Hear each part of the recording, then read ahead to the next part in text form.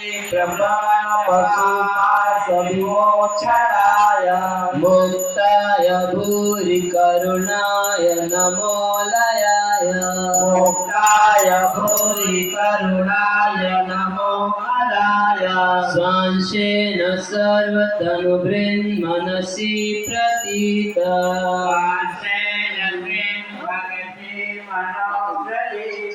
प्रत्यदृशे भगवते बृहते नमस्ते भगवते नमस्ते आत्मात्मजाप्तगृहवित्त जनेषु सत्ते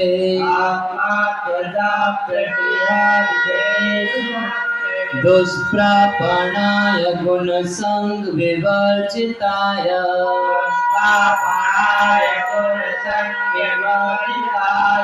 मुक्तात्मवीश्वरिदे परिभाविताय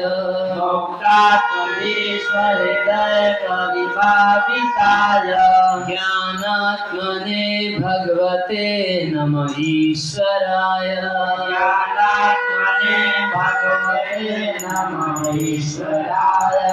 यं धर्मकामार्थ विमुक्तिकामा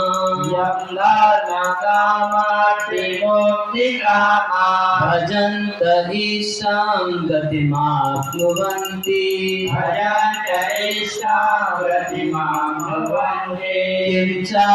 किञ्चाशिशोरात्यपि देहमव्ययम् करोतु मेधभृतयो विमोक्षणम्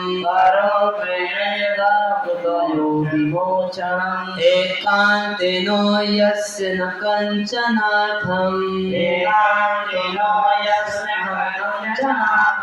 वाञ्छन्ति ये वै भगवत्प्रपन्ना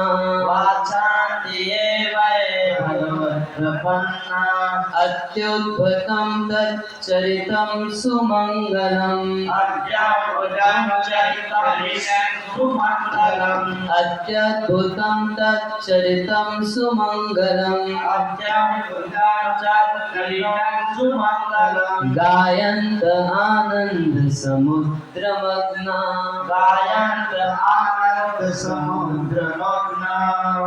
हरे कृष्ण हरे कृष्ण हरे कृष्ण कृष्ण कृष्ण हरे हरे राम हरे राम राम राम हरे हरे हरे। आप सबका स्वागत है। आज यह कथा का छठा दिवस है और यहाँ पर हम लोग पिछले 5 दिन से गजेंद्र ने जो भगवान को प्रार्थना की तो उसके बारे में सुन रहे हैं। 7 दिन तो बीत गए, गजेंद्र की बात नहीं जीती अभी तक। ज्यादा नहीं बोले, कम ही गुणगान किए। तो गजेंद्र के द्वारा की गई प्रार्थना में हम कल सुन रहे थे कि सत्त्वेन प्रतिलभ्याय निष्कर्मेण विपश्चिता नमो केवले नाथाय निर्वाण सुख समिते। गजेंद्र अपनी स्तुति में बार बार एक चीज को बोलते हैं कि उन भगवान को प्राप्त करना बहुत मुश्किल है, और फिर अगले ही श्लोक में बोलते हैं कि उनको प्राप्त करना बहुत आसान है। ये चीज केवल भगवान के साथ हो सकती है। दोनों चीज अपोजिट है। जैसे हम अगर बूढ़े हैं तो जवान नहीं है, जवान है तो बूढ़े नहीं है, मगर भगवान सबसे पुराने और सबसे नए एक साथ है। अनेक ऐसी विरुद्ध बातें भगवान में संभव है। तो जब गजेंद्र अपने ऊपर विचार कर रहे हैं, अपनी स्थिति पे विचार कर रहे हैं, तो सोच रहे हैं कि भगवान को प्राप्त करना बहुत मुश्किल है। मगर जब वो भगवान के ऊपर विचार करते हैं, भगवान की दया पर विचार करते हैं, तो सोचते हैं कि हमारे जैसे पापी का भी उद्धार हो जाएगा। आपने के अयोग्य देखे मने पाए छोड़, तथापि तुम्हारे गुण उपजय लो।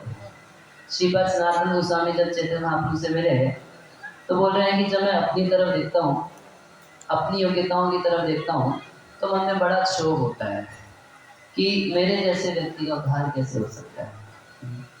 मगर हे कृष्ण, हे महाप्रभु, जब हम आपकी तरफ देखते हैं, आपके गुणों पर विचार करते हैं, तो जब जगाई बधाई जैसे पापियों का उद्धार किए, अजामिल का उद्धार किए, उस पूतना का उद्धार किए, सबका किए, तो इस पापी का भी कभी देंगे कुछ आशा है।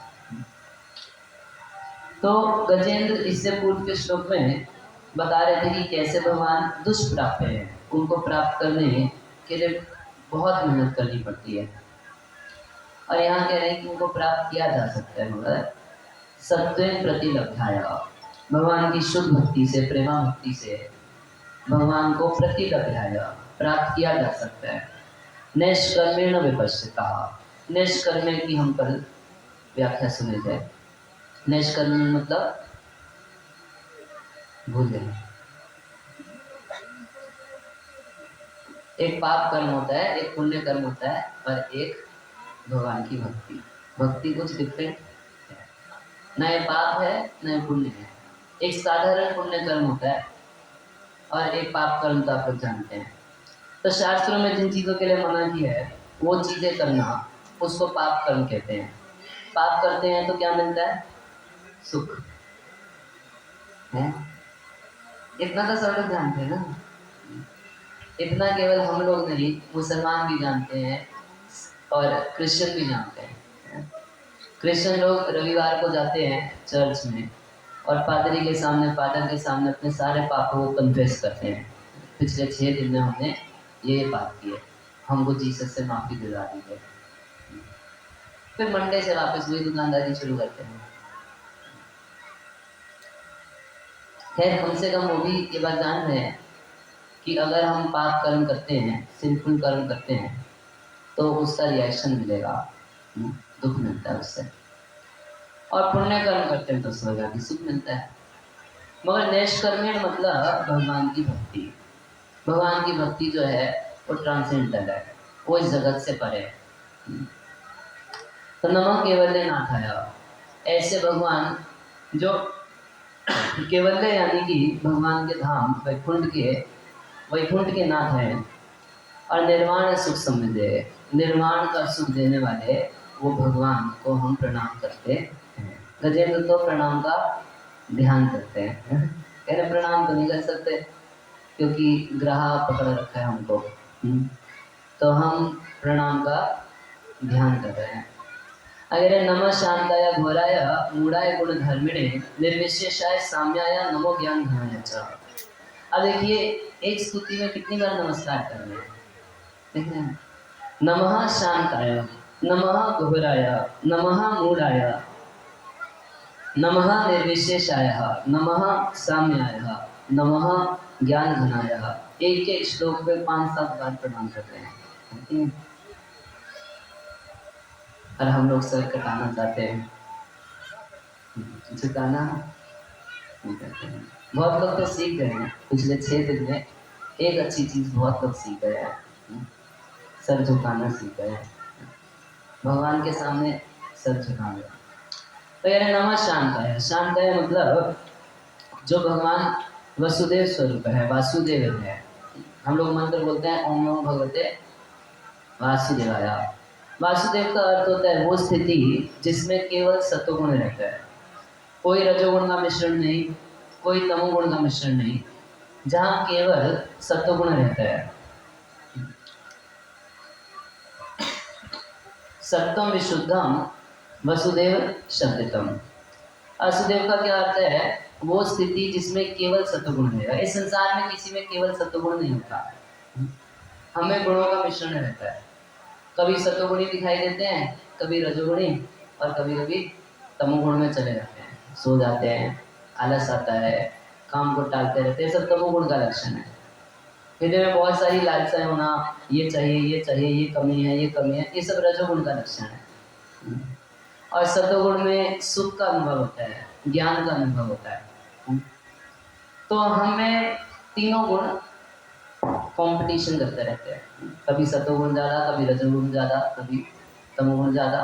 सतोगुण होता है रजोतमोगुण को दबा देता है, कभी रजोगुण ज़्यादा होता है तो सतोगुण तमोगुण को दबा देता है, और ज़्यादातर तो तमोगुण ज़्यादा होता है, सतोगुण रजोगुण को दबा देता है। तो वो स्थिति जिसमें केवल शुद्ध सत्व रहता है उसको बोलते हैं वासुदेव स्थिति। सत्वम विशुद्धम वसुदेव शब्दितम। माता सती बोलती हैं ये दक्ष के यज्ञ में, दक्ष प्रजापति को, कि तुम इतना नाराज हो गए कि शिव जी तुमको खड़े होकर प्रणाम नहीं किए, इस पे इतना गुस्सा करने लगे हो, थोड़ा शिव जी की स्थिति को समझिए। तब इस चीज़ों को समझा रही थी। तो उसमें कह रही है सत्वम विशुद्धम वासुदेव शब्दितम। तो शांताय का अर्थ है वो भगवान जो वासुदेव है, जो सत्वगुण स्वरूप है। और नमो घोराय, घोर मतलब क्या? घोर मतलब घोर समझते हैं, घोर स्वरूप, भयानक स्वरूप। तो गजेंद्र बोल रहे हैं जो भगवान भयानक है वो मेरी रक्षा करें।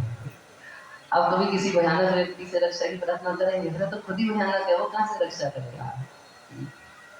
मगर भगवान कभी भयानक भी है, अगर भगवान कभी भयानक भी है तब भी वो सबसे दयालु हैं, सबसे कृपालु हैं, सबसे प्रेम करने वाले हैं। तो घोर स्वरूप भगवान का कौन सा है? घोर स्वरूप है नरसिंह देव का स्वरूप। तो एक बार की बात है, एक 5 साल का बच्चा था जिसका नाम था प्रहलाद।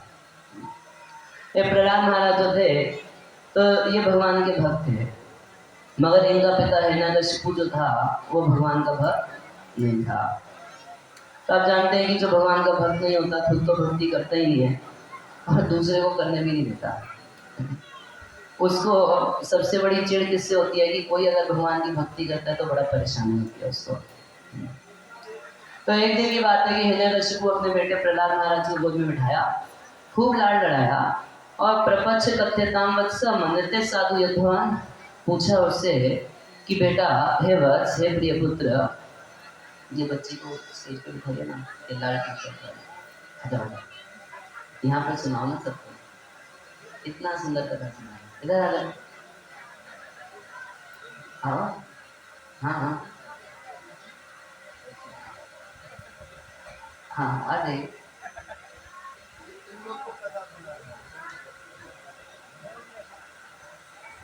हरे कृष्णा, सभी लोग शांति प्रदान करें, प्रेम पूर्वक कथा सुनिए। मात्र आज और कल बचे हैं और ये कथा में अमृत निकल रहे हैं। इस अमृत का रस स्वादन करें शांति पूर्वक, घर में जाकर बात कर लीजिएगा। तो प्रहलाद महाराज से पूछते हैं कि मेरे को ये बताओ बेटा, तुमको सबसे अच्छा क्या लगा? तो प्रहलाद महाराज सोचते हैं कि पिताजी क्वेश्चन कर रहे हैं, क्या क्वेश्चन किए? सबसे अच्छा क्या लगा? तो जो अच्छा लगा बता देता हूँ। तो बोले तब साधु मन्य असुर वजह देही ना। प्रहलाद महाराज पिताजी नहीं बोल रहे, कह रहे हैं असुरों के सरदार, असुर वजह देही नाम, जो लोग देह धारण किए हैं और सदा समुद्रिध्याम असद्गृहात, असत वस्तु को कस के पकड़ लिए हैं, इस वजह से हमेशा डिस्टर्ब रहते हैं। सदा समुद्विग्न, क्यों डिस्टर्ब रहते हैं? क्योंकि किसी टेम्परेरी चीज में परमानेंट की भावना बढ़ रही है। ये शरीर टेम्परेरी, हमारे शरीर के संबंधी टेम्परेरी, मगर एकदम उसको कस के पकड़ लिए। तो कस के आप पकड़ तो लिए हैं, मगर चीज कैसी है? मान लीजिए कोई बालू ले बच्चा हाथ में और उसको खूब कस के पकड़ ले, बोले इसको कभी छोड़ूंगा नहीं, मगर होगा क्या? बालू टिकेगा हाथ में? बालू तो अपने आप हाथ से छूट जाएगा। उसी प्रकार से जब हम संसार की कुछ क्षणभंगुर टेम्परेरी वस्तुओं में बहुत ज़्यादा आसक्त हो जाते हैं, उसको कस के पकड़ लेते हैं, तो कितना भी आप कस के पकड़ के रखिए वो तो हाथ से छूट ही जाएगा, और जब छूटेगा तो आपको क्या होगा? तकलीफ होगी। तो कह रहे सदा समुद्र विद्याम असभ्यात, ये शरीर धारण करने वाले लोग कभी कभार टेंशन में नहीं होते हैं, ये सदा टेंशन में ही दिखाई पड़ते हैं।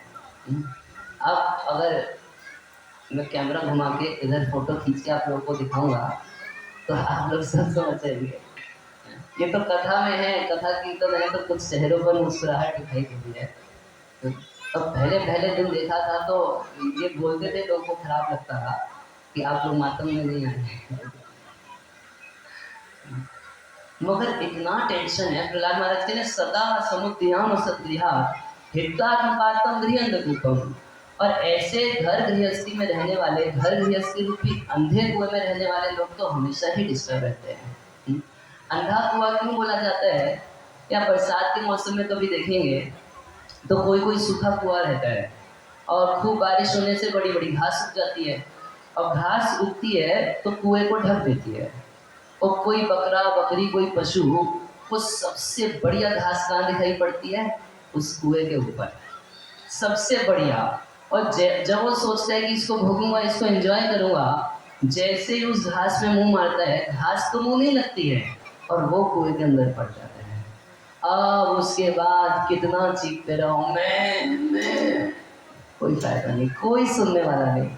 और यदि कोई सुनने वाला मिल जाए, किसी को आवाज आ जाएगी कोई दुखी बकरी चीख रही है, तो उसको ये नहीं पता कि कहाँ पर चीख रही है, कौन बचाएगा। तो घर गृहस्थी बिल्कुल ऐसा ही अंधा हुआ है।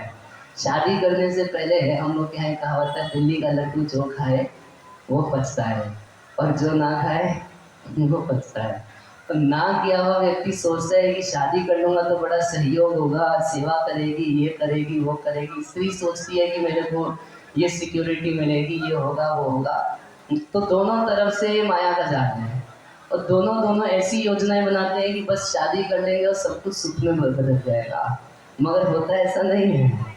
गृहंध रूपम, वो दिल्ली का लड्डू खाने तो जाते हैं, खाता है, जो नहीं खाता पछताता है कि हमारा तो दिक्कत हुआ नहीं। और जो एक बार खा लेता तो किसी से भी पूछ लीजिए कि कैसी लाइफ चल रही है। तो घर गृहस्थी को प्रहलाद महाराज कह रहे हैं ऐसा अंधकूप है कि हितात्मपातम, व्यक्ति अपने हित के बारे में ही भूल जाता है। आत्मपातम, वो कभी जिज्ञासा भी नहीं करता कि हम ये शरीर है आत्मा, जिज्ञासा ही नहीं कर सकता। तो तुम्हें सबसे अच्छा क्या लगता है? वगैरह तत् साधु मन्य सुरवजे देहिनाम सदा समुद्रिम ध्यान असक्रिया हितात्मपातम गृहंधकूपम वनम गतो यधरे माश्रयता। मुझे सबसे अच्छा ये लगता है कि ऐसे घर गृहस्थी में फंसे हुए लोग वनम गतो, वृंदावन चले जाएं और राधा रानी के आश्रम में भगवान हरि का भजन करें, बस यही सबसे अच्छा लगता है। तो डायरेक्ट सोचिए, असुर की गोद में बैठ के प्रवचन कर रहे हैं, है ना? ये किसी की हिम्मत पड़ेगी? है ना? वो असुर की गोद में बैठ के बोल रहे हैं कि हमको सबसे अच्छा लगता है कि तुम्हारे जैसे घर गृहस्थी में फंसे हुए लोग वृंदावन चलो, भगवान का भजन करो, काफी तरीके। तो हिरण्यकशिपु बड़ा खराब लगा। तो खराब तो लगा, मगर अब प्रहलाद महाराज को कुछ ना बोल के उनके जो टीचर्स थे गुरुकुल के, प्रहलाद महाराज पढ़ते थे, उस स्कूल का नाम था, वो यूनिवर्सिटी तो थी, उसका नाम था असुर यूनिवर्सिटी, क्योंकि वहां पर गीता भागवत की कोई शिक्षा दी नहीं जाती थी। तो जब शुक्ता पुत्र गिरो दैत्य परपक्ष समाहिता, जब सुने अपने पुत्र की बात को, इतना उसको खराब लगा। मगर सोचा है छोटा सा बच्चा है, 2-4 श्लोक याद कर लिया, ऐसे ही तो कम से कम इसका तात्पर्य नहीं जानता, वो क्या बोल रहे हैं उसका मतलब ही नहीं समझता, मैं श्लोक याद कर लिया है।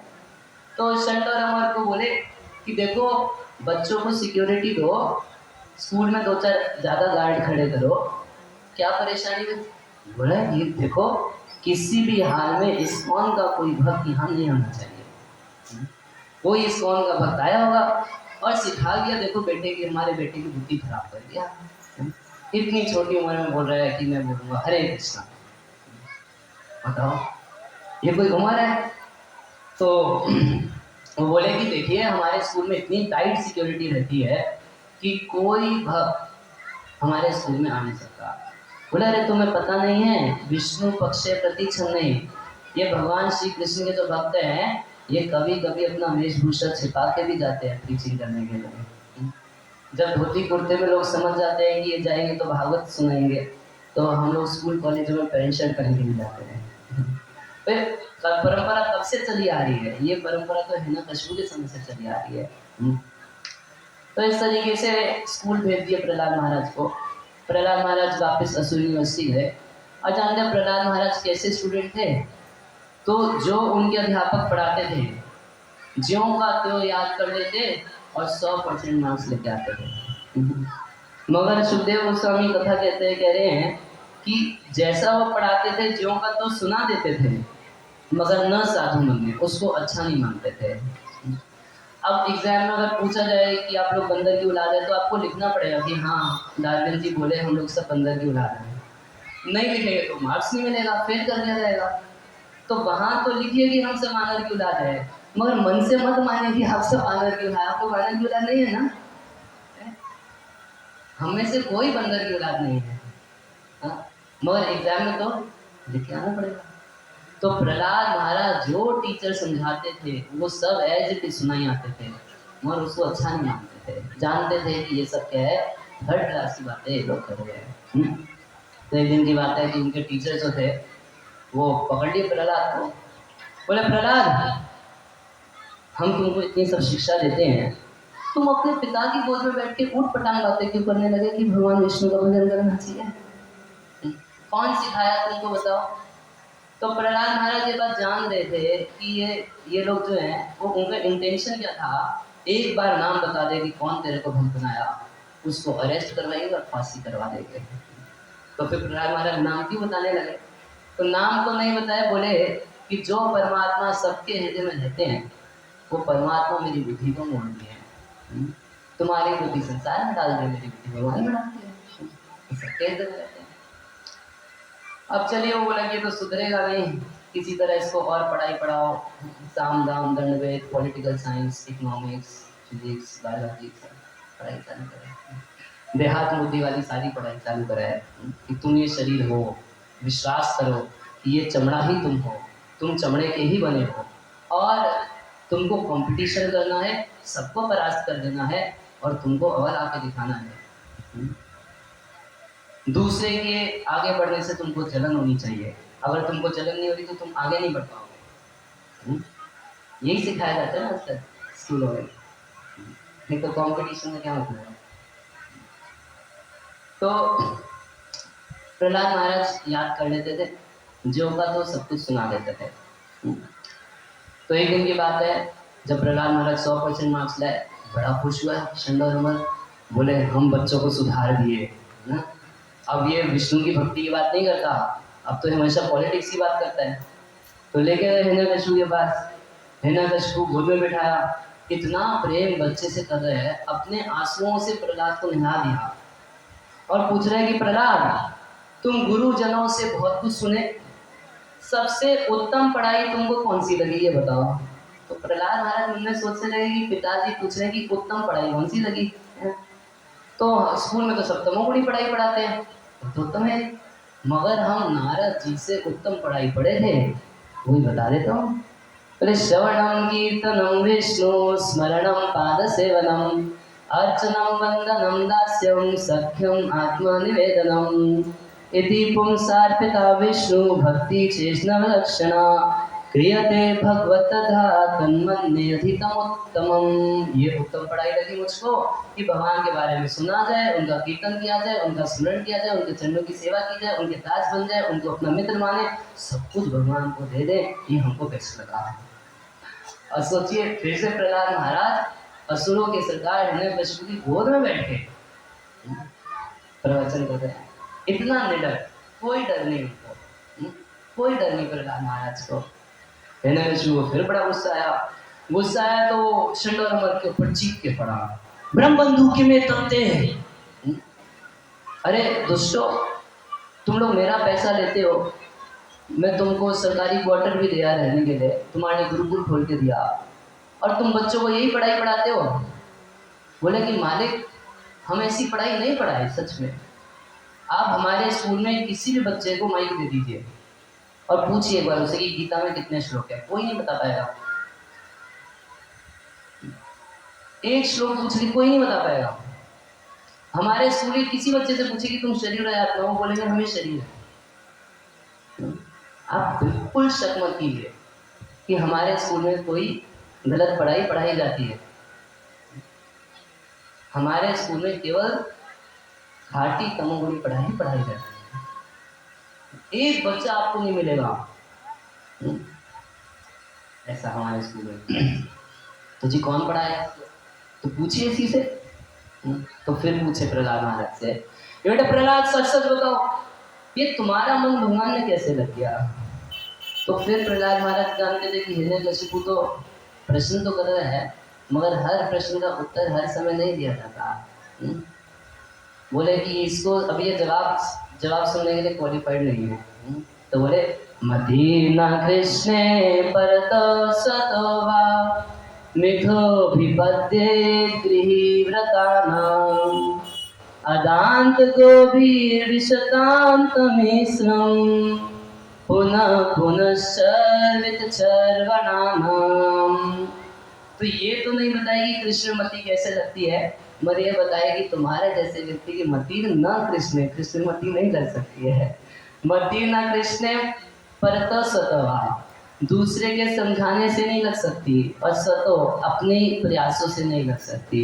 बोले अच्छा मीटिंग करेंगे, कॉन्फ्रेंस करेंगे, मिलके कुछ करेंगे, तो कहने मिथो मिथो विपत्य गृही व्रतानाम, ऐसे लोग जो घर गृहस्थी का ही व्रत लिए कि बस फैमिली मेंटेन करना यही हमारे लाइफ का गोल है, तो ऐसे लोगों का मन कभी कृष्ण में नहीं लग सकता। अदांत गो भी विशतांत मिश्रम, कह रहे ऐसे अदांत गो यानी इंद्रियां, ऐसे लोग जो अपनी इंद्रियों को वश में करना नहीं जानते, और पुनः पुनः शरीर चरवाना नाम, वो चबाए हुए को बार बार चबा रहे हैं और कुछ भी नहीं कर रहे इस जीवन में। पुनः पुनः चरित चरणाम, जैसे मान लीजिए आप एक गन्ने का टुकड़ा लीजिए, उसको चूस लिए खूब अच्छे से, उसको जब उसमें रस खत्म हो गया और देखे कि अब इसमें कोई सुख नहीं है, तो उसको फेंक दिए, दूसरा लिए, तीसरा लिए, सब फेंक दिए, और 10 मिनट बाद वो जो आप चूस के फेंक दिए गन्ना, उसको उठा के चूसने लगिए, कुछ रस मिलेगा? कुछ मिलेगा रस? वो आप देख लिए कि उन विषय वस्तुओं में कोई सुख नहीं है, तब तो उनको छोड़ दिए, मगर कुछ दिन बाद फिर उनको लेना शुरू कर देते हैं। इसको क्या बोलते हैं? पुनः पुनश्चरित चरणानाम। ये हम सबका अनुभव है कि इंद्रियों के सुख में कोई सुख नहीं है। आप 50-60 गुलाब जामुन खा लीजिए, खाते समय अच्छा लगेगा, मगर अगले दिन सुबह पता चलेगा, है ना? और हम सबका अनुभव है कि ज़्यादा इंद्रियों का सुख कोई व्यक्ति भोगता है तो बाद में उसको दुख भोगना पड़ता है, और तब कसम खाते हैं, अरे कल से ऐसा नहीं खाऊंगा। एक बार की बात है, एक भक्त थे, तो विदेशी भक्त थे, और लुधियाना में बहुत सुंदर रथ यात्रा होता है, वहाँ गए थे। तो पहली बार वो लाइफ में, वहाँ जानते हैं पंजाब में लोग आटे का हलवा बनाते हैं, खूब घी डाल कर बनाते हैं, तो लाइफ में पहली बार वो आटे का हलवा खाए थे। तो एक दोनों खाए, अच्छा लग रहा है, फिर चले गए, एक दोनों और ले दीजिए। 3-4 बार लेने गए तो जो भक्त बांट रहा था वो बाल्टी पकड़ा दिया कि प्रभु जी ले जाइए, आराम से रूम में बैठ के खाइएगा। अब क्या किए कि पूरा बाल्टी हलवा चट गया। रात को बड़ा पेट में दर्द हुआ, बहुत पेट में दर्द हुआ, तो इमरजेंसी में हॉस्पिटल लेके जाना पड़ा।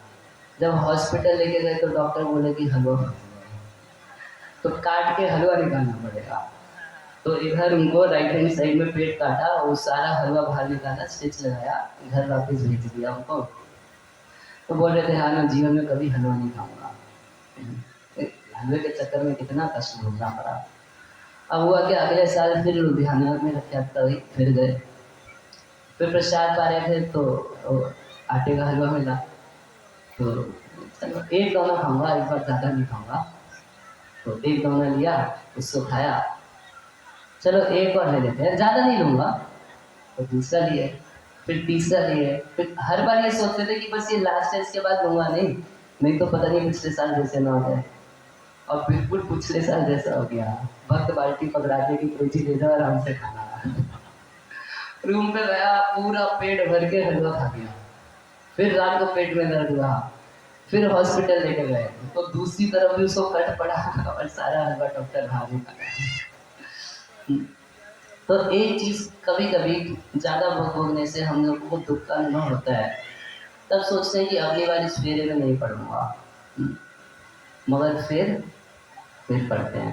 तो इसको क्या है बोलते हैं? पुनः पुनः शरीर चरना नाम। वो चूस के करना फेंक दिया, देख लिया इसमें कोई सुख नहीं है, फिर उसी को उठा के चूसना चालू कर दिए। बोले ऐसे लोगों की मति कभी कृष्ण में नहीं लग सकती है। नेशा मति सावत रुक्रमांगरी, पूछे भाई कैसे लगेगी ये तो बता, तो फिर यही बता रहा है कि कैसे नहीं लगेगी, कह रहे नेशा मति स्तावत उरुक्रमांग्री स्पृश्यन्ति अनाथा गमो यदर्था।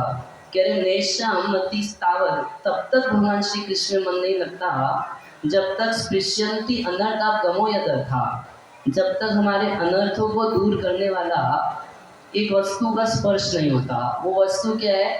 कह रहे महीय शाम पाद रजोभिषेकम निष्किंचना नाम वृणीत जावत।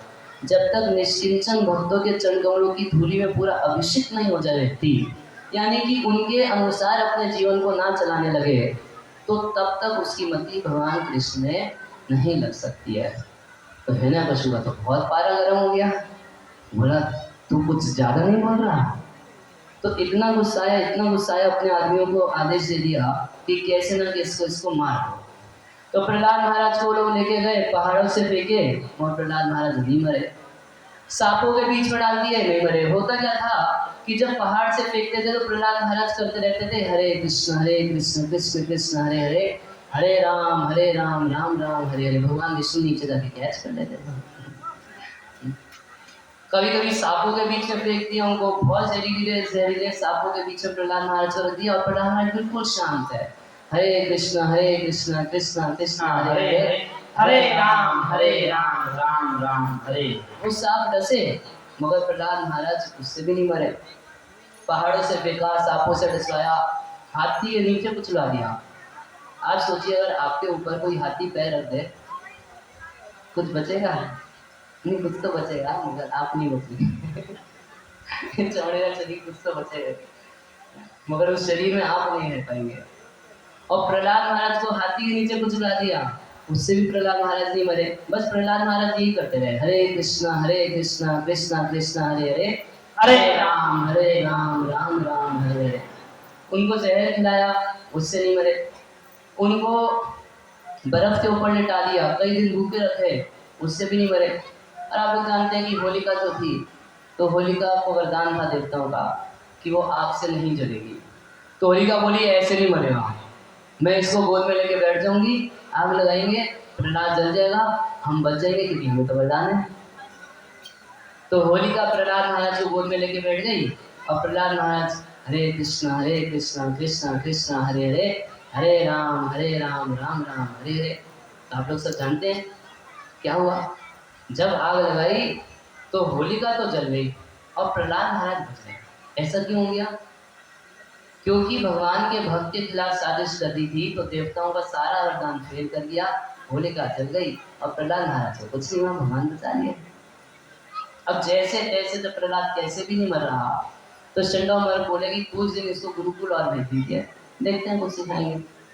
अब एक दिन की बात है कि चंडोमर तो जानते ना, तो सरकारी टीचर्स थे, घर का कुछ काम पड़ा तो चले गए स्कूल छोड़ के। तो घर के कुछ काम काज से बाहर चले गए, तब तक प्रहलाद महाराज को मौका मिला। तो प्रहलाद महाराज क्या किए कि जितने भी असुर बच्चे थे सारे बच्चों को अपने पास बुलाए। वो बच्चे प्रहलाद महाराज को बुला रहे, प्रहलाद इधर आओ, हम लोग कुछ खेल खेलेंगे। प्रहलाद महाराज क्यों टाइम वेस्ट करेंगे, खेलोगे कूदोगे, अभी तुम लोग असुरों के बच्चे हो, तुम्हारे टीचर भी सारे असुर है, तुमको तो कोई बताएगा नहीं भगवान के बारे में, तो तुम लोग इधर आ जाओ। अभी तुम खेल कूद में जीवन बिता दोगे और जब बड़े होकर घर गृहस्थी में फंस जाओगे, उसके बाद टेंशन में जीवन बिता दोगे, फिर बुढ़ापे में जीवन बिता दोगे, ऐसे तो तुम्हारी लाइफ सारी स्पॉइल हो जाएगी। तो सारे बच्चों को पास बुलाए, बोले हम तुमको कुछ बताते हैं। सारे बच्चे प्रहलाद महाराज को इतना प्रेम करते थे, उनको घेर के सारे बच्चे बैठ गए और तब प्रहलाद महाराज बहुत सुंदर प्रवचन किए। उनको बताया कि कुमार आचरित प्राज्ञो धर्मान भावता निहा दुर्लभम मानुषम जन्म तदपि अध्रुवमर्थितम, कि कुमार अवस्था से भगवान का भजन करना चाहिए। कितना अवस्था से? कुमार मतलब 5 से कम, 5 से कम, नहीं, बूढ़े होने के बाद भजन करना चाहिए, है ना। अभी कुछ जवान लोग भगवान का भजन कर रहे हैं, तो कुछ बूढ़े लोग, ये तुम्हारी उम्र है भजन करने की? अच्छा कब करें? जब बूढ़े होंगे तब करना। अच्छा तो आप बूढ़े हो गए, आप कर रहे हो, क्या हुआ? आपका तो हो गया, उम्र बीत गया ना, आपका तो मतलब बीत ही रहा है, काफी हद तक तो बीत गया। अब तो तैयारी की उम्र आ रही ना। एक दिन यहाँ से जाना पड़ेगा आपको, अगर ट्रेन पकड़नी है तो घर से सामान बांध के निकलने की कुछ सोचेंगे या नहीं सोचेंगे? अभी तक तो सोचना भी शुरू नहीं किया। अच्छा, कब भजन करें आप बताइए? जब आँख से दिखना बंद हो जाएगा तब भगवत गीता पढ़ेंगे, नहीं? और कान से सुनना बंद हो जाएगा तब भागवतम सुनेंगे। जब घुटनों में दर्द होगा, बैठा नहीं जाएगा, चला नहीं जाएगा, तब गिरिराज जी की परिक्रमा लगाएंगे। अरे तब तो रिक्शा में भी बैठ के नहीं लगा पाते, कितने लोग ऐसे हैं, है ना? तो ये कितना खराब तर्क है कि जब बूढ़े हो जाओगे किसी काम के नहीं रहोगे, जब मुख से आवाज नहीं निकलेगी तो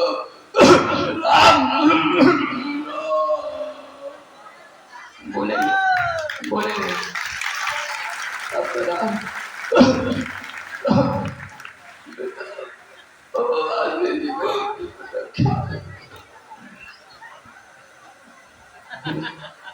कंठ भर जाता है, कंठ भर जाता है। और धूप में भी फोर्स नहीं रहता, है ना? मुख से धूप निकलने में भी 1.5-2 मिनट लग जाता है, तब राम नाम लेंगे। अरे भजन करो मस्त जवानी में, बुढ़ापा किससे देखा है? अब किसी आप लोगों को क्या अच्छा लगेगा? एक ताज़ा फूल है वो अच्छा लगेगा तो, या ये मुरझाया फूल अच्छा लगेगा? क्या अच्छा लगेगा? ताज़ा फूल अच्छा लगेगा। तो भगवान को जब आप मुरझा जाएंगे तब क्यों जाइए भगवान के पास? जब ताज़े हैं तब जाइए ना।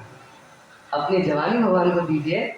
अगर बूढ़े हो गए तो अभी भी चले जाइए, बेटर लेट देन नेवर। तो प्रहलाद महाराज कह रहे कुमार अवस्था से भगवान का भजन करना चाहिए। कुमार आचरित प्राज्ञ, किसको करना चाहिए? बोले बुद्धिमान व्यक्ति को करना चाहिए। भोग के लिए कोई उपदेश नहीं। प्राज्ञ बुद्धिमान को क्या करना चाहिए? कह रहे धर्मान भागवतानिहा, भागवत धर्म का पालन करना चाहिए। क्यों करना चाहिए? कह रहे दुर्लभम मानुषम जन्म, ये मनुष्य शरीर बहुत दुर्लभ है, 84 लाख योनियों में घूमने के बाद मिला है। बोले भाई गाय के लिए दुर्लभ होगा, गधे के लिए दुर्लभ होगा, हमको तो मिल गया ना, हमारे लिए दुर्लभ नहीं है। तो प्रहलाद जब आज हमको मनुष्य शरीर मिल गया तो लेट अस एंजॉय, अब तो हम एंजॉय करने दो। तो कह रहे हैं कि दुर्लभम मानुषम जन्म तदपि अध्रुवम अर्थकम, मगर फिर भी दुर्लभ मनुष्य शरीर मिल गया, इस पर भी इसका कोई भरोसा नहीं है कि कितने दिन के लिए मिला है। आजकल तो कितना सुनने में आता है, जवान व्यक्ति का रात को सोया सुबह चलेगी। तो क्या कोई गारंटी है? आप में से कोई गारंटी दे सकता है कि 100 साल जीवित रहेंगे? आप में से कोई गारंटी दे सकता है कि कल सुबह भी आप दिखेंगे? कोई गारंटी नहीं दे सकता। कह रहे अध्रुवम, इसका कोई ठिकाना नहीं, मगर अर्थदम, ये बहुत बड़ा अर्थ दे सकता है। इस मनुष्य शरीर को अगर आप सही यूटिलाइज करेंगे तो इससे आप भगवान को प्राप्त कर सकते हैं। कितना बड़ा इससे लाभ उठा सकते हैं। कह रहे जानते हो ये मनुष्य शरीर में व्यक्ति कुत्ते बिल्ली की तरह जब जीवन जीता है तो क्या होता है? तो प्रहलाद महाराज कह रहे हैं कि 20 साल तो उसका बचपन में बीत जाता है, 10 साल कोई बुद्धि नहीं, अगले 10 साल खेल कूद में बीत गया, खत्म। बुढ़ापे के 20 साल बिस्तर पे बीत जाते हैं, उसमें भी भजन नहीं हो सकता। और बचे क्या बीच के 60 साल। इन 60 सालों में जो व्यक्ति भगवान का भजन नहीं करता 10-12 घंटे सोता है। तो अगर 24 घंटे में 12 घंटे सो रहा है तो आधा जीवन सोने में गुजार दिया, तो 60 में से 30 साल सोने में बर्बाद कर दिया गए। अब कितने साल बचे? तो बोलेंगे प्रहलाद हम 29 साल में भजन करेंगे। बोले कैसे करोगे? दूरा पूरे न कामे न मोहे न चबलियसा, जिस जवानी की अवस्था में तुम सोच रहे हो कि भजन करेंगे, उस समय इतनी कामनाएं मन में रहती है, इतनी कामनाएं रहती हैं कि भगवान का कुछ ध्यान ही नहीं रहता। वो 36 का आंकड़ा हो जाता है भगवान के साथ। जवान व्यक्ति को बोलिए भजन करे, उसको लगता है कि मैं हमेशा ऐसे ही जवान रहूँगा। और कोई बूढ़े व्यक्ति को कष्ट में देखता है तो सोचते हैं फालतू इतना नाटक करता है ना?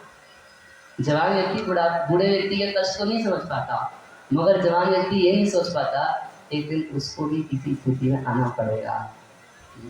आप किसी बूढ़े व्यक्ति से पूछ लो 50 साल पहले सोचे थे माता जी ऐसे हो जाएंगे? हो गए। अच्छा, तो आप माता जी बूढ़े लोग अपना अनुभव सुनाइए थोड़ा। मैं तो बच्चा हूँ आप लोगों के सामने, हमें कोई अनुभव नहीं बुढ़ापे का, मगर आप लोगों के अनुभव से हमको अनुभव है कि ऐसा हो जाता है। बोले कि दूरापुरेण कामेन मोहेन च बलियसा शेषम गृहेषु सत्तस्य। बोले अच्छा ठीक है, जवानी में तो कुछ एम्बिशंस होते हैं, पूरे कर लेंगे, जब शादी हो जाएगी तब भजन करेंगे।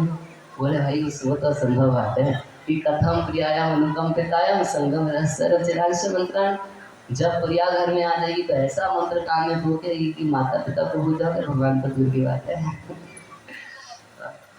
तो तरह तरह से प्रहलाद महाराज इतना सुंदर प्रवचन की है। तो सारे असुर बालक पूछे कि प्रहलाद इतनी सुंदर शिक्षा बोल रहे हो, कहाँ से सीखे हो? तो जो बात हिरण्यकशिपु को नहीं बताए, वो शंडरमर को नहीं बताए, प्रहलाद महाराज उन असुर बच्चों को साफ साफ बताए। बोले देखो ऐसा हुआ कि जब मैं अपनी माँ के गर्भ में था, वो इतना बोले केवल पहले कि नारद जी से सारे उपदेश में प्राप्त किया। बोले नारद से सीखे, मगर तुम्हारे घर में तो किसी साधु की एंट्री बैन है, घर के बाहर ही लिखा था बी वेयर ऑफ डॉग्स, कुत्तों से सावधान। एक बार की बात है, एक साधु दिल्ली में एक जने के घर पे गए, बहुत अमीर व्यक्ति था, उसके घर गए तो उसको भगवत गीता देने के लिए, और वो व्यक्ति ऐसा था कि उस साधु के पीछे कुत्ता छोड़ दिया। तो ऐसे ऐसे लोग होते हैं संसार में, देखिए उस साधु के पीछे कुत्ता छोड़ दिया, तो ऐसे लोग के घर में कौन साधु जाएगा? कोई जा ही नहीं सकता। बोले प्रहलाद तुम्हारे घर में किसी साधु की एंट्री अलाउड नहीं, इस स्कूल में किसी साधु की एंट्री अलाउड नहीं, ये नारद जी तुमको मिले किधर ये बताओ। तो प्रहलाद महाराज बताए कि जब मेरी माँ गर्भवती थी तो उस समय हिरण्यकशिपु मेरे पिताजी बहुत कठोर तपस्या कर रहे थे, और जब उनका पूरा शरीर दीमक खा गया, देवता लोग सोचे कि मर गया, और सारे असुरों को मारने लगे, और मेरी माँ कयाधु को इंद्र अपने साथ लेके जाने लगा। रास्ते में नारद मुनि मिले, नारद जी पूछे कि इसको तुम कहाँ लेके जाते हो? तो इंद्र बोला मेरा कोई गलत इंटेंशन नहीं है, ये तो असुर का लड़का है, इसके घर में असुर का बेटा है तो असुर होगा। सब लोग यही समझते हैं, डॉक्टर का बेटा डॉक्टर, वकील का बेटा वकील, असुर का बेटा असुर है ना, तो असुर का बेटा है तो असुर होगा। तो जब ये बच्चा पैदा करेगी, इसके लड़के को मार दूंगा और इसको मैं छोड़ दूंगा। तो नारद जी बोलते हैं कि इंद्र तुम क्या, इस संसार की कोई शक्ति इस लड़के को मार नहीं पाएगी। क्यों? क्योंकि ये अनंत प्रिय भक्तानाम भगवान श्री कृष्ण का भक्त है, इसको तुम नहीं मार पाओगे। तो जानते हैं कि इंद्र उसी समय नारद जी की बात सुन के कयाधु को छोड़ दिया, और सिर्फ छोड़ा नहीं, कयाधु की परिक्रमा किया, कयाधु को प्रणाम किया और फिर गया। क्यों? क्योंकि जिस माँ के गर्भ में भगवान का भक्त रहता है, उस माँ की देवता भी पूजा करते हैं। वो भक्त की पूजा तो करते ही हैं, जो भक्त की माँ है, भक्त की माँ की भी पूजा कौन करते हैं? देवताओं के राजा इंद्र की है। कयाधु की परिक्रमा किए, कयाधु को छोड़ दिए, नारद जी अपने आश्रम पे लाए और कयाधु और प्रहलाद महाराज को भागवत का उपदेश दिए। तो प्रहलाद महाराज को भगवान की भक्ति का ज्ञान कहाँ प्राप्त हुआ? माँ के गर्भ में प्राप्त हुआ, माँ के गर्भ से सब कुछ सीखे थे। इतना सब प्रहलाद महाराज बताए, पूरा असुर यूनिवर्सिटी चेंज हो गया, सब लोग वही डेस्क पीट के भगवान का नाम कीर्तन करने लगे। और इतना सब चेंज आ गया भारी, तो ये खबर पहुंची हिरण्यकशिपु के पास। शंडौरमर बोले कि पहले तो ये एक बिगड़ा हुआ था, अब इसके संग से सारे बिगड़ गए। हमारे जगदीश उपाध्याय बोल रहे थे कि असली कोरोना बीमारी तो भगवान की भक्ति है। देखिए कैसे पूरे गांव में फैल गई। अभी हम लोग पीछे जा रहे थे, जो मिलता सब हरे कृष्णा बोल रहे हैं, तो कितना भक्त फैल गई है ना। तो ऐसा है, भगवान की भक्ति ऐसी बीमारी है कि भक्तों के एक भक्त के संग से दूसरे को, दूसरे के संग से तीसरे को, सबको फैल जाती है। कोरोना से भी खतरनाक है।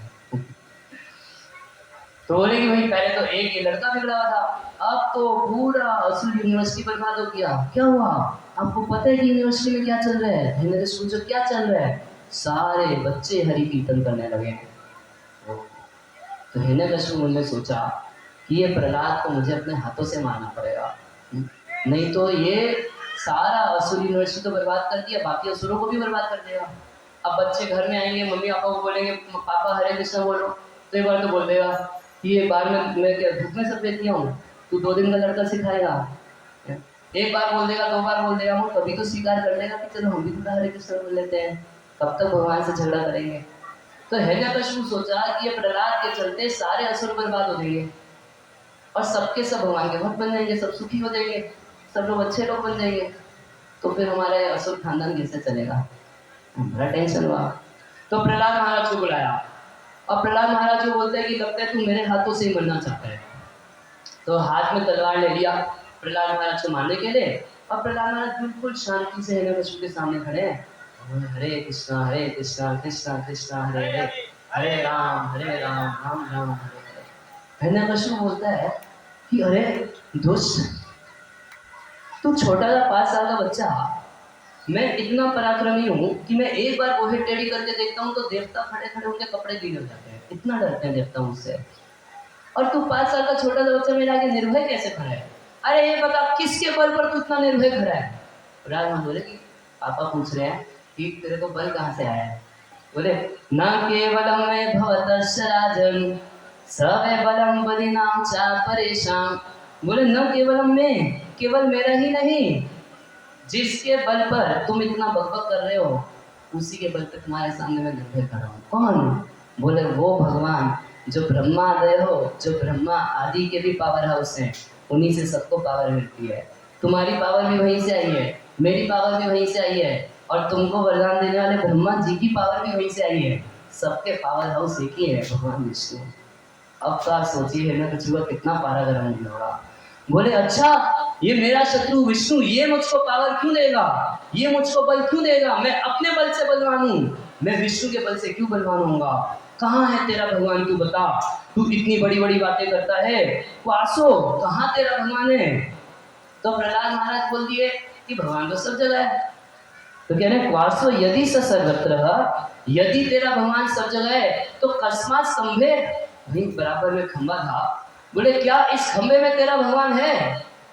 तो प्रहलाद महाराज तो हाथ जोड़ के भगवान को प्रणाम कर रहे थे, वो देख रहे थे भगवान को उसमें। ना कुछ कह रहे ना दृश्य थे, अरे मुझको तो दिखाई नहीं पड़ रहा। प्रहलाद महाराज बोले हमको तो दिख रहे हैं। तो हिरण्यकशिपु बोला ठीक है, इस खंबे में तेरा भगवान है ना विष्णु, तो चल देख अब भी तेरी आंखों के सामने तेरे भगवान को मार देता हूँ। तो एक मुट्ठी बांधा अपनी और ठीक एक मुक्का मारा उस खंबे के ऊपर। वो सोचा कि ऐसे में भगवान को नष्ट कर दूंगा, है ना, जिसको एक भगवान बोलता रहता है। अरे एक हिरण्यकशिपु के सामने दूसरा भगवान कौन आ गया? तू झूठा विष्णु की भक्ति करता है, असली भगवान तो हिरण्यकशिपु है ना। तो इस तरीके से हिरण्यकशिपु जो बोल रहा, तो जैसे ही खंबे पे मुक्का मारा, उस खंबे से एक सिंह के गर्जने की आवाज आई। इतनी भयानक आवाज, इतनी भयानक आवाज जो कभी किसी ने नहीं सुनी थी। और एकदम बावले की तरह हिरण्यकशिपु देख रहा कहाँ से आवाज आ रही है, कहाँ से आवाज आ रही है। और तब तक क्या हुआ, वो जो हिरण्यकशिपु था बोला कि ये विष्णु मायावी, अरे वहां देखो कहीं से छिप के आवाजें निकाल रहा है। हाथ में तलवार ले लिया कि अभी तेरी गर्दन काट दूंगा। जैसे ही हाथ में तलवार लेके गर्दन काटने लगा प्रहलाद महाराज का, उसी खंबे को फाड़ के भगवान नरसिंह देव के रूप में प्रकट हो गए। नरसिंह देव भगवान की बस श्री नारद जी कह रहे हैं सत्यम विधातुम निज वृत्ते भाषितम व्याप्तिम च भूतेषु अखिलेषु चात्मना। ये हिरण्यकशिपु ब्रह्मा जी के लिए तपस्या किया था, और जब उनसे वरदान मांगने लगा ब्रह्मा जी पहले ही बोल दिए कि अमरता का वरदान मत मांगना। तो हिरण्यकशिपु सोचा कि घी सीधी उंगली से नहीं निकलेगा, उंगली टेढ़ी करनी पड़ेगी। ये ब्रह्मा सीधे सीधे तो अमरता का वरदान देगा नहीं। तो बुद्धि लगाया, बहुत बड़ा वैज्ञानिक था हिरण्यकशिपु, अपना पूरा बुद्धि लगा लिया। बोला ना तो मैं दिन में मरूं ना रात में मरूं। इंटेलिजेंट है ना हिरण्यकशिपु, कितने ले, ना मैं दिन में मरूं ना रात में मरूं। ब्रह्मा जी बोले ठीक है। बोला ना मैं घर के अंदर मरूं ना बाहर मरूं। ब्रह्मा जी बोले ठीक है। फिर बोला कि ना मैं धरती पे मरूं ना आकाश में मरूं। ब्रह्मा जी बोले वो भी ठीक है। बोला ना मैं किसी मनुष्य से मरूं ना किसी पशु से मरूं। वो भी ठीक है। बोला कि ना मैं किसी जीवित वस्तु से मरूं ना किसी मृत वस्तु से मरूं। ब्रह्मा जी बोले तथास्तु, वो भी ठीक है। फिर बोला मैं किसी अस्त्र शस्त्र से न मरूं। ये भी ठीक है, तथास्तु। फिर बोला आपकी सृष्टि में बनाए गए किसी व्यक्ति से न मरो। और ब्रह्मा जी बोले तथास्तु। तो हिरण्यकशिपु मन में सोच रहा था कि विष्णु कितना मायावी क्यों ना हो, मेरा क्या बिगाड़ लेगा, ऐसा सोच रहा था। तो नारद जी कह रहे हैं कि सत्यम विधातुम निज वृत्ते भाषितम, अपने भक्त ब्रह्मा जी के इस वरदान को सत्य करने के लिए भगवान क्या किए, हिरण्यकशिपु को मारने के लिए ना मनुष्य और ना पशु ना मृगम ना मानुष्यम, उनका मुख तो सिंह का था और नीचे का जो देह था वो कैसा था, वो मनुष्य जैसा था। तो अगर नरसिंह भगवान को आप देखेंगे तो क्या बोलेंगे कि ये मनुष्य है? ऐसा तो कोई मनुष्य हमने देखा नहीं जिसका फेस ऐसा भयानक है ना, सिंह जैसा। अच्छा क्या ये शेर है? आज तक हमने ऐसा शेर नहीं देखा जिसका धड़ नीचे था मनुष्य जैसा। तो न मृगम ना मनुष्य, ना तो भगवान मनुष्य थे और ना पशु थे। अच्छा हिरण्यकश्यप बोला था ना दिन में मरूं ना रात में मरूं, मैं बोले कोई बात नहीं शाम को मारूंगा। बोला था ना घर के अंदर मरूं ना घर के बाहर मरूं, बोले गेट पे मारूंगा। बोला था कि ना आकाश में मरूं ना धरती में मरूं, बोले गोद में बैठा के मारूंगा बेटा। ना धरती पे ना आकाश में, ना तो नीचे ना तो ऊपर। अच्छा बोला था कि मैं किसी अस्त्र से ना मरूं, बोले कोई बात नहीं अपने नाखूनों से मारूंगा। बोला था कि किसी ना मृत वस्तु से मरूं ना किसी जीवित वस्तु से मरूं। तो भगवान क्या किए अपने नाखूनों से मारे। ये नाखून ना तो जीवित हैं, यदि जीवित होते तो काटने पर दुखता ना, वो काटते दर्द नहीं करता। और अगर ये मरे हुए होते तो बढ़ते कैसे? कोई मरी हुई वस्तु बढ़ती हुई दिखाई देती है? नहीं बढ़ती। तो ये जो नाखून है ना जीवित है ना मृत है। तो भगवान क्या किए, उस असुरराज हिरण्यकशिपु को अपनी गोद में बैठाए, जांग पर रखे और अपने नाखून से, अपने हाथ के नाखून से उसके को फाड़ दिए, ऑपरेशन कर दिए। ऑपरेशन सक्सेसफुल और असुर गए। तो इस तरीके से भगवान एक बार एक घोर स्वरूप धारण किए। अब इतना क्रोध में जब कोई उनका क्रोध शांत नहीं कर पाया, उस दिन बताया कि लक्ष्मी जी को डर के भाग गई, तब प्रहलाद महाराज जाके भगवान नरसिंह देव का क्रोध शांत किए। जब नरसिंह देव शांत हो गए तो प्रहलाद महाराज को बोले कि प्रहलाद मुझसे कुछ वरदान मांगो। तो प्रहलाद बोलते हैं कि आप मेरे को बनिया समझ रहे हैं क्या? आप सोचते थे कि मैं आपका भजन कह रहे हैं कि सब भृत्य सवे बने, कह रहे कि मैं आपका भृत्य हूँ, आपका सेवक हूँ। मैं बड़े क्या है, मैं बनिया तो नहीं हूँ। मैं आपसे बिजनेस नहीं कर रहा था कि आपका भजन इसलिए कर रहा था कि कल को आपसे कुछ मांगूंगा। हमें ऐसा कोई लालच नहीं है आपसे, हम तो केवल आपकी सेवा करने के लिए आपकी सेवा कर रहे थे। बोला प्रहलाद मेरे को शांति नहीं मिलती जब तक कुछ देता नहीं। ये भगवान का स्वभाव है, जब तक भगवान कुछ देते नहीं है। हम लोग का स्वभाव है कि अगर कोई पता चल गया कि फोन किया है कुछ मांगने के लिए तो फोन उठाते ही नहीं, साइलेंट करके साइड में रख देते हैं, है ना।